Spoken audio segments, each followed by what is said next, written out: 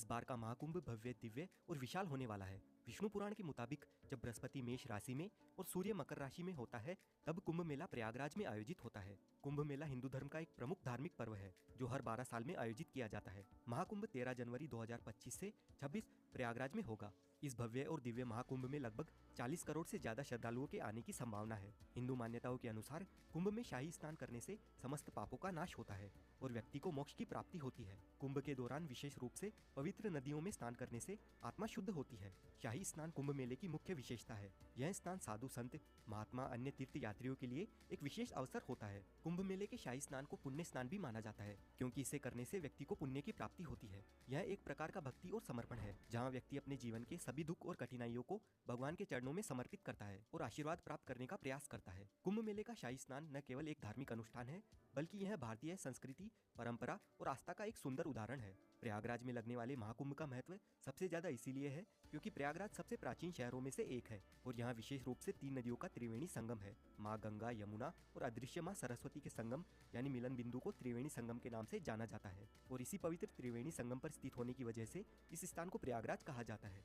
पौराणिक ग्रंथों के अनुसार प्रयागराज तीर्थराज है यानी सभी तीर्थों का राजा। प्रयागराज में प्रतिवर्ष माघ मेला, हर 6 वर्ष में अर्धकुंभ मेला और हर 12 साल में महाकुंभ का आयोजन होता है। तो दोस्तों, अगर आप भी 2025 के महाकुंभ में आना चाहते हैं तो आपको इस वीडियो में महाकुंभ के बारे में संपूर्ण जानकारी मिलेगी। जैसे आप प्रयागराज महाकुंभ 2025 में कैसे आ सकते हैं, महाकुंभ में रहने की और खाने पीने की क्या क्या सुविधा उपलब्ध रहेगी, एकदम सस्ते में आप कहाँ पर रुक सकते हैं और टेंट बुकिंग कैसे कर सकते हैं। साथ ही महाकुंभ के अलावा प्रयागराज में आप एक दिन में कहाँ पर घूम सकते हैं, शाही स्नान की तिथियां कौन सी है और महाकुंभ में घूमने का कितना खर्चा आएगा, ऐसी कंप्लीट इन्फॉर्मेशन आपको इस वीडियो में मिलेगी। तो वीडियो को अंत तक जरूर देखिए ताकि आपको महाकुंभ 2025 की सारी जानकारी समझने में आसानी रहे। और इसके साथ ही वीडियो को लाइक और चैनल को भी सब्सक्राइब कर लीजिए क्योंकि ऐसे ही टूर गाइड वीडियोस और महाकुंभ 2025 से रिलेटेड वीडियोस आपको इस चैनल पर देखने को मिलते रहेंगे। इस बार का ये महाकुंभ 45 दिन तक चलने वाला है यानी कि हर दिन यहाँ पर आपको 3 से 4 करोड़ लोग देखने को मिल सकते हैं। और इतने सारे श्रद्धालुओं के लिए महाकुंभ मेला क्षेत्र को 25 अलग अलग सेक्टर्स में बांटा गया है और इतने सारे लोग एक ही जगह पर गंगा स्नान तो नहीं कर पाएंगे, इसलिए 7 पक्के स्नान घाट भी बनाए गए हैं। और साथ ही कुंभ मेले का क्षेत्रफल 3200 हेक्टेयर से बढ़ाकर 4000 हेक्टेयर किया गया है जहाँ पर कल्पवासियों के लिए तंबू बने हुए हैं और यहाँ पर मेले के दौरान कई कथावाचक मौजूद होंगे जो कि कथा करेंगे।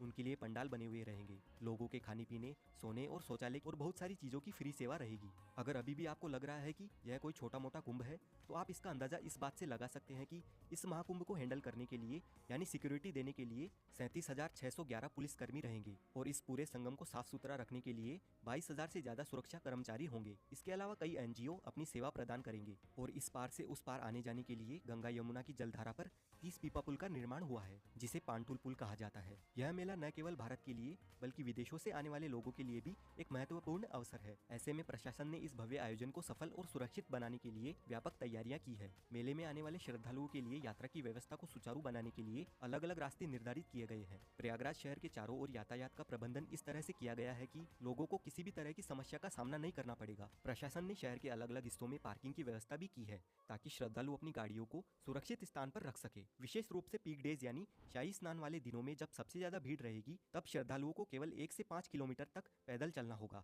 और बाकी अन्य दिनों में आपको सिर्फ 1 किलोमीटर से ज्यादा पैदल नहीं चलना पड़ेगा। और सिर्फ महाकुंभ में आने वाले लोगों के लिए पूरे देश भर से 3000 से स्पेशल ट्रेन सहित 13,000 से ज्यादा ट्रेन चलाई जाएगी और ट्रेन के साथ ही प्रयागराज में 7,000 बस भी महाकुंभ के लिए चलेगी। इससे कुंभ में आने जाने के लिए आपको कोई भी समस्या नहीं आएगी। अब बात कर लेते हैं प्रयागराज कैसे पहुंचा जाए। देखिए, प्रयागराज में काफी सारे रेलवे स्टेशन बने हुए हैं जैसे Prayagraj junction, Prayagraj Rambagh, Prayag Sangam, Naini junction, Prayag Chheoki junction, Daraganj, Subedarganj, Bamrauli, Phaphamau junction और झूंसी। अगर आपके यहाँ से इन रेलवे स्टेशन तक ट्रेन आती है तो आप इनमें से कहीं पर भी आ सकते हैं जो कि त्रिवेणी संगम से 7 से 8 किलोमीटर के डिस्टेंस पर ही है। वैसे सबसे नजदीकी रेलवे स्टेशन की अगर हम बात करें तो प्रयागराज जंक्शन, प्रयागराज छिवकी, प्रयागराज रामबाग और प्रयागराज संगम ये नजदीकी रेलवे स्टेशन है। प्रयागराज के लिए इंडिया के सभी मुख्य रेलवे स्टेशनों से रेल कनेक्टिविटी इजीली अवेलेबल है तो आप बाय ट्रेन यहाँ तक आसानी से पहुँच सकते हैं।